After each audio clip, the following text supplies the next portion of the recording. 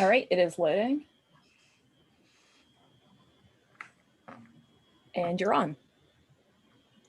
Hi, everyone. Welcome to our very first Fair Housing Town Hall series. We are celebrating Fair Housing Month here in the month of April and here at Housing Opportunities Made Equal of Virginia. I am Mary Beth Yates, Director of Development, and I am here today with Heather Crislip, our President and CEO, and Regina Cheney, who is our longest time employee here at the organization. So we are bringing some fantastic knowledge to you today all about what is fair housing. So to kick us off with everything, I hope that Regina doesn't mind me putting her on the spot and asking you to define what is fair housing.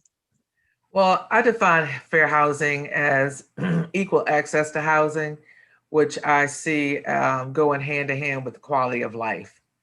It's the right to choose where one would want to live, and which is important because housing is so essential, and living where I want to live is important to me and to anyone who deals with that. What about you, Heather? Yeah, Regina, that's the reason why you are such an important part of home, is that you keep us real grounded in what fair housing really means to people. I'm a lawyer by training, and so I think about it in more technical terms. And fair housing is a term of art that we use that really defines two things. I'll pause for a second. The reason April is Fair Housing Month is it's the reason that is because it was the Fair Housing Act was passed in just 7 days in the month of April in 1968, just after the assassination of Martin Luther King. And fair housing at that time was designed with two purposes, and that's really what it means to me. The first purpose was to end housing discrimination. But the second purpose was to end residential segregation and to kind of unwind the systems of segregation that we've set up. I think when we are talking about it, we normally are talking about ending those housing discrimination against individuals and systemic housing discrimination. And so that's two categories as well. But fair housing protects someone from being discriminated in any housing or housing related transaction if that discrimination happened based on their membership in a protected class.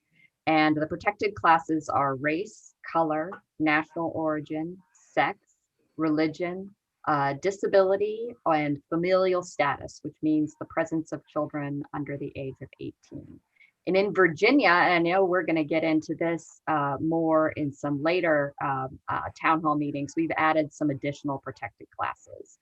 We've had the class of elderliness for a very long time, but this year, starting on July 1st, we added 4 new protected classes. And those are sexual orientation, gender identity, veteran status, and source of income, which means what pay your rent. Mm-hmm. Absolutely. So knowing all of this is incredibly important to people being able to live where they want, how they want, and being proud of where they live. Why was home founded? Why do we exist? Either of you can take that question. Well, I'll take that one. Well, I also want to say that I'm excited that we're celebrating our 50th year in existence. But it was founded by a small group of Richmond residents who recognized and were really outraged at the fact that, many Richmond families did not have equal access to housing. And they decided to do something about it, to combat this illegal and morally wrong housing practice that was occurring. So basically that's the short of why we're here. And unfortunately, that's the short and sweet of why we're still here, because those things still happen. Yes. I think that we can all agree that our goal is to no longer be needed as an organization. But until that time, we are ready to be here to stand up for those that can't stand up for themselves. Absolutely. Absolutely. Heather, do you have anything to add? Yeah, just a couple things. We've heard so much buzz recently about Virginia being the first state in the South to do a lot of really historic and progressive things recently. But that was also true with fair housing.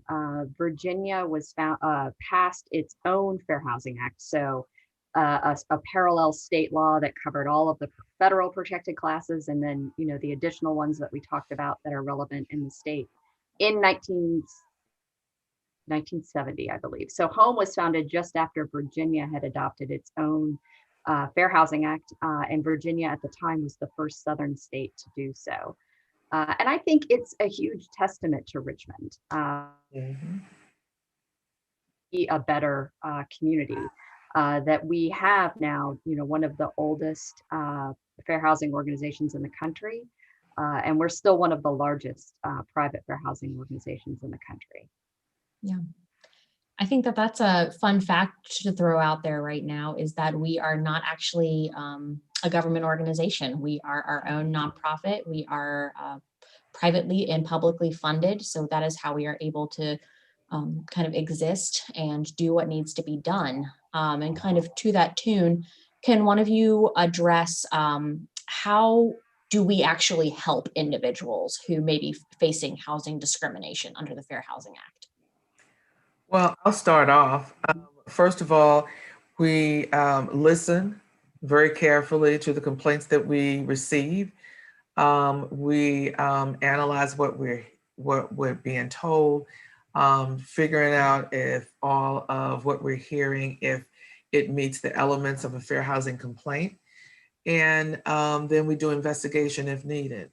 But important, first and foremost, we listen to anyone who calls in with that thought, because it's not necessarily, I know I've been discriminated against. I feel as if something is wrong. And that's an important piece. Yeah, Regina has one of the best eyes, I think, for discrimination. She has a really good ability to spot issues. And about 200 Virginians call us in any given year with complaints about housing discrimination. And so when we get those calls, as Regina points out, we listen real carefully, see if we can identify any patterns. We also look for ways that we could help an individual flesh out their case, whether that's deploying testers or figuring out what the elements of a fair housing case would be. And then we'll also help them file a complaint, either, with the Virginia. There are lots of places you can take a fair housing complaint. The Virginia Fair Housing Office is one. HUD for a national case is another, or we could take them directly to state or federal court if the case has kind of systemic implications. So those counselors, listen real carefully, help to determine if they think you have a viable case, and will help you walk through the process of getting those cases redressed. Mm-hmm. Now, I believe that I've learned since being here, joined the organization in October, that it was not always possible for organizations like Home to be able to file these lawsuits and complaints on behalf of individuals. Is that correct, Heather? Yeah, it is one of the things I think Richmond can also be really proud of. Martin Luther King was using testing back in 1968 as kind of a demonstration that housing discrimination was still a problem. And that is a process where we would send out a protected class tester, often cases an African-American, and then send out a white tester into a housing situation and see if they're treated differently. And this was mainly a PR tool, but Home started doing this pretty aggressively. I'm shocked, I'm sure Regina is too, when I read about just how many tests were going on in Richmond in the 1970s. And then we decided to try to use that evidence in court. And as a result, there was a Supreme Court case. It was ruled on in 1983 that determined that private fair housing organizations like Home had standing in order to bring these cases. If we find evidence of discrimination, even if we don't have an individual who had any damages as a result of that discrimination. And this was a watershed moment in the United States, and it's a really important moment in civil rights history in America. Organizational standing is the most important tool in fair housing enforcement. It is the way that most systemic housing discrimination cases are redressed. And we are exceptionally proud, and I think our community should be exceptionally proud at our tenacity in bringing that case and really changing the landscape of housing discrimination in America. Mhm. To learn more about organizational standing, we are going to show a video that was produced a few years ago about home and how we were able to push that case through the Supreme Court. Thanks, Mary Beth. Of course.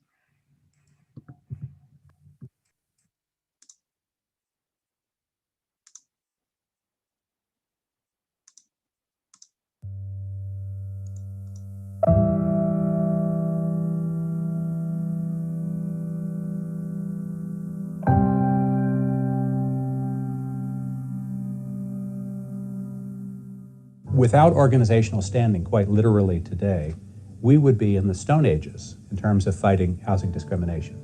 We'd be caught in individual cases of discrimination, one after the other, without ever necessarily getting to the underlying pattern that caused so many injuries to so many people. Paul Coles was simply an African-American man looking for an apartment who was outraged, as he should have been, when he was told there were none available. And he knew in this particular apartment complex there were apartments. That kind of outrage, quiet, subtly stated, moved him in the direction that sent home in the direction of the Havens case. The only way you could show what was actually going on with discrimination was to send out some testers. You send a Black person out to see if they're going to be given the same information that a white person would be given.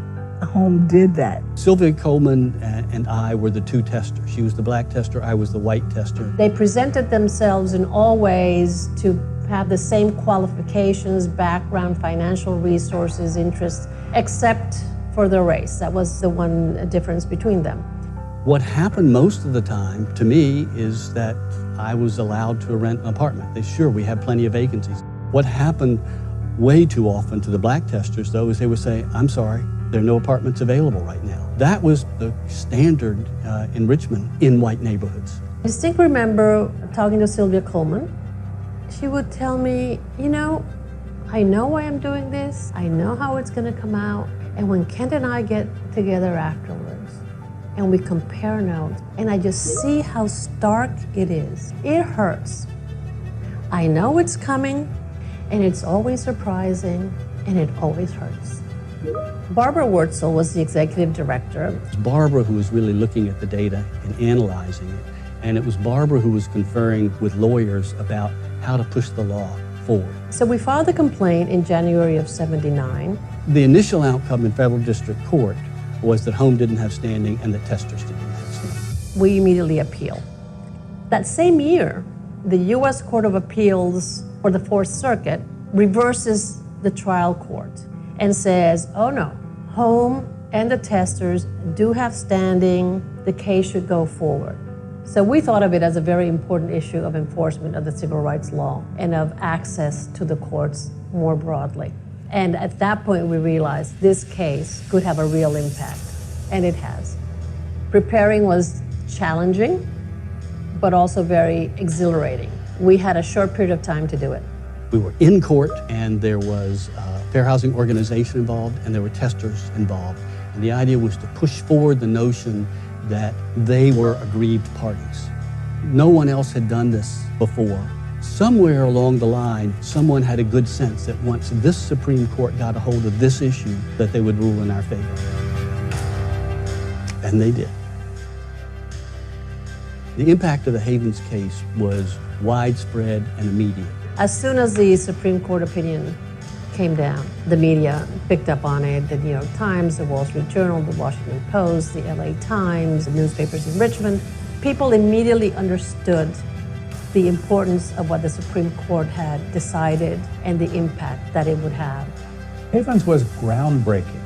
Hundreds of fair housing groups hundreds of private lawyers doing fair housing enforcement work cite havens day in and day out in complaints that they file involving the Fair Housing Act. We want to explain to the court why the Supreme Court said that the National Fair Housing Alliance has standing under the law in order to address a particular issue. The importance of home standing is that an organization like HOME has the continued interest and the resources to bring these cases to court, whereas a particular individual, even though he or she has been the victim of discrimination, might not know about it, might not have the resources to bring the lawsuit, and frankly, people just want to get on with their lives. They're not necessarily trying to make a federal case out of it. He wanted an apartment. He didn't want a lawsuit, but HOME was very interested in making sure that the fair housing laws were being complied with because it impacted the work that they were doing. It was important for HOME. It was important for other fair housing organizations across the country, many of whom filed amicus briefs, as well as the U.S. Department of Justice, the U.S. Department of Housing and Urban Development, and other civil rights organizations all came to support us before the Supreme Court. Havens said, as soon as an organization has a real and genuine stake in the outcome of the matter, when they've diverted their resources to investigate, when their mission has been impaired or frustrated by the underlying discrimination, that organization could then go into court and challenge the underlying practice. And in Havens, it was quite literally steering white testers in one direction and black testers in another. It was a revolutionary case in 1983 because it said not only is testing an appropriate mechanism, but it is, in fact, the basis for you to get into court and to stay in court to try to undo the discriminatory practice. We have been involved in cases where individual people have been knocked out of the case for some reason or another. The adjudicator said, you don't have standing, but the organization was left in the case. And so the organization was the only entity left in the game to fight on to expand equal housing opportunities. Before Havens, if you tested and you saw there was discrimination, there was nothing you could do but know that it existed unless you had a bona fide person like Paul Coles having gone to the same place, and gave it a whole new significance because now you could send out testers alone and those testers could bring cases, but also the organizational standing. If organizations could file fair housing lawsuits and claim that they or their mission was deterred by discrimination, then they could move cases forward. There was a whole new world that opened up because fair housing organizations had standing as well. To be able to identify disparate treatment that translates to race or sex or national origin or religion, whatever the basis is, it's a very important thing to be able to do, to bring these cases to the courts. That's why testing is important, and that's why the work of an organization like HOME is so critical. Housing instability makes every other dream that everybody has impossible. If a person can't live where she wants to live because of a discriminatory reason, she may be caught in a place that doesn't have access to good schools or to good jobs, or quite frankly to full-service grocery stores or to banks or to all of the other amenities that make our lives worthwhile, allow us and our children to be successful. HOME and the other private fair housing groups around the country are vital to ensuring that kind of fair housing choice. The choice of where we live has to be protected, has to be enforced.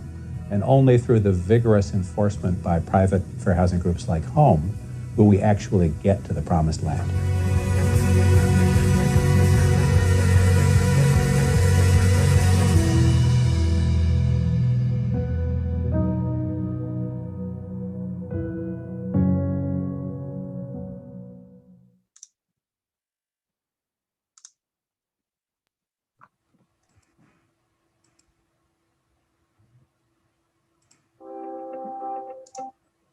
I hope that everybody enjoyed that video and was able to learn something from it. I definitely love that video, and it tells me a lot about what's going on. And while we were streaming the video, we had somebody comment that 1983 wasn't so long ago, and you are correct. It was not so long ago. So we are making the strides that we can and definitely working through everything that we need to. So we did open it up for some questions. So some people sent some questions in advance. Others that are watching right now, if you want to submit your questions, we would love to answer them here live for you. So I'm going to go ahead and throw out some questions we received from our constant contact email list. And if you would like to be on that email list, you can sign up on our website, which is homeofva.org.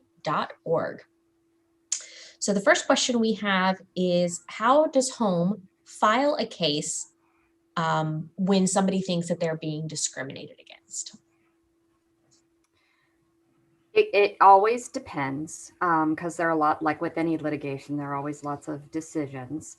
But the most straightforward is we would help you file a complaint with the Virginia Fair Housing Office.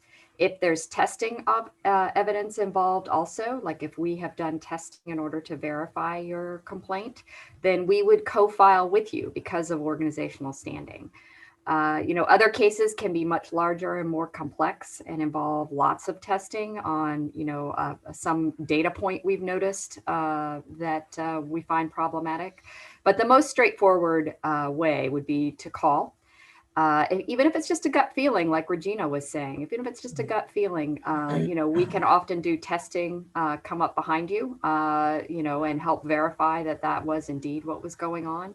And then help you write up a complaint. It doesn't have to be a real intimidating process. It can sometimes take some time to work through these cases, but the process itself shouldn't be that burdensome. Regina, what do you think after holding people's hands through lots and lots of these? Well, I do know that it can be a long, drawn-out process, but as an advocate for the clients who come in, we help you through that. And that just takes some of the burden off and helps to smooth out that process, because it can be a lot. And, the other piece is that as we're working through development or working through that case, people relive that situation over and over and over again, which can also be just, so stressful. So, but again, we, meaning the staff, the fair housing staff, work closely with the client to help to advocate and help them through that process to make it as smooth as we can. Thank you guys for that information. That's great.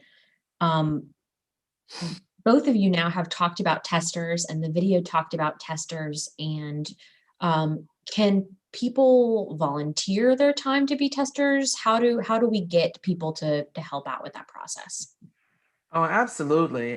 First of all, people can go to our website, learn more about what testing is, sign up to learn more or to be a tester. We actually have trainings for testers. And, we also help a person work through that process as well. We don't just send you out into the wild. We definitely prepare you. So it's an easy process. You just, need to want to be part of the process. That's the important piece. Be a part of the solution to this problem. Yeah, we need people of every different profile to run an effective testing program. So we're looking for, a representative sample of all of Richmond. And it is a really meaningful way to engage in social justice work, right? This is stuff that is tedious, but it does result in big change. And so I would encourage everyone to take a look at the website as a starting point and consider whether this is a volunteer opportunity. We do pay a small stipend, depending on the complexity of the test. And we won't call on you that often. It just depends on the circumstances of the test that we're looking to run. So, a few times a year at most. But you'd be a part of a movement to really make Richmond more equitable. That is true. Again, that website is home, HOME, of VA.org. That Become a Tester link is scattered all over the website. You cannot miss it. Okay, we have a question that has been submitted by somebody who would like to know about what it takes to get out of a lease if they're facing things like mold issues. Well, I'll address that one. Mold is a funny subject, it seems, with most localities, because it's handled differently. But with regards to, say, fair housing, if you have a mold issue and there are other mold issues in the housing community, and that maybe somebody else's issue has been addressed and yours has not, that's one issue. If you and others or yourself have complained and the landlord does not, or management company does not seem to want to deal with it, then it depends on if there's a health issue, which in most cases it is producing some health concerns, to have your healthcare provider then provide documentation of the relationship between that mold and your health. And the best thing to do at that point is to file a tenant's assertion, because that's when you do that, when there's a health or safety issue. If that person is on the call, or if you have that contact information, I can send them more information about mold and how to manage that process if they just send me an email. And if you can put my email in the chat, that would be great. Great, we'll do that. Last question that's been submitted so far, so get those questions in if you still have anything, is how do I know if I'm being discriminated against? Okay, I'll take the first stab. Sorry, Heather, I'm just jumping in. No. Well, oftentimes you don't know, and first of all, to understand the law, know your fair housing rights, which is part of why we're here today, to talk about fair housing and Fair Housing Month and why it's important. So really understand the law. But oftentimes people don't know that they've been discriminated against. So I go back to that, something didn't feel right, or I knew that that apartment was available, or someone told me, or I went back and I went, through the housing community and I saw that it was still vacant. There's certain things that sometimes you just don't know. And sometimes, again, you get that feeling. Sometimes, it depends on what was said to you. I mean, a lot of what happens is not just, it's the conversation, how the conversation went, how you were treated as a prospective applicant. I mean, all those things make a difference. That's why it's so important to call us and to talk to our fair housing team, to talk through what happened, so we can help you decipher, whether or not it meets the elements of a fair housing complaint, or if it was fair housing, if it was landlord tenant, which is a really thin line sometimes. Mm-hmm. Yeah, everything Regina said, I mean, especially housing discrimination is really insidious. It is often, occurs with a handshake and a smile, as we like to say. Mm-hmm. And that's why testing is such an important tool, because it really is the only way we can really, the only way we can really prove that the landlord is acting on discriminatory intent. And know also that we're always combing through data. I mean, Home has a really robust policy and research team that's looking at things like home mortgages, looking at things, like potentially insurance, to see where there are, there's data out there that suggests that there's a problem, that suggests that there's redlining going on. So not just taking the cases that walk in the door, which are really, really important because those are impacting people's, the core of their lives, but also working really hard to find places where we can make the whole system better using organizational standing. That's great. We did have one more question come in, which is, how can I help? And I know we've talked about becoming a tester, and that's a major way that somebody can help. Is there anything else people can do to get involved? Well, can I say something first again? Well, I would say share the information that you have received today. Talk to others about the fact that, fair housing laws exist. Listen to your friends, families, and others about issues that they're having regarding housing. And I would say, to me, it's so important to share the information. That's important to me. Yeah, know your rights. Help others who think that they've had something shady go down. Call home in those instances. Become a tester if you have a real interest in being a part of the solution and uncovering all these societal discrimination. And you could also be a donor. Home. Recently in 2018, we launched the Barbara Wurtzel Rabin Fund, which was specifically designed to underwrite and provide staff to do, our large systemic investigations. So those cases that we really think will change the landscape and make these processes more fair. We have been really successful with that effort, but that is what is going to build a long-term ability for us to have the staff and the long-term, really progressive bent to try to change the housing system in Virginia. Well, thank you both for your time today. I really appreciate you being here to discuss everything about fair housing. And for our viewers, this is just the first in our series for this month, so tune in weekly. We will be hosting these sessions. The next one is on April 13th, so please join us back here on Facebook or YouTube, however you are joining us in today. And like we've been mentioning, please visit our website. It'll give you some great resources on trying to figure out if you've been discriminated against, how to get in contact with fabulous people like Regina, and how to get all of your fair housing questions answered. So that is homeofva.org. Thanks for joining. Good Bye, to see everyone. both of you. Bye-bye.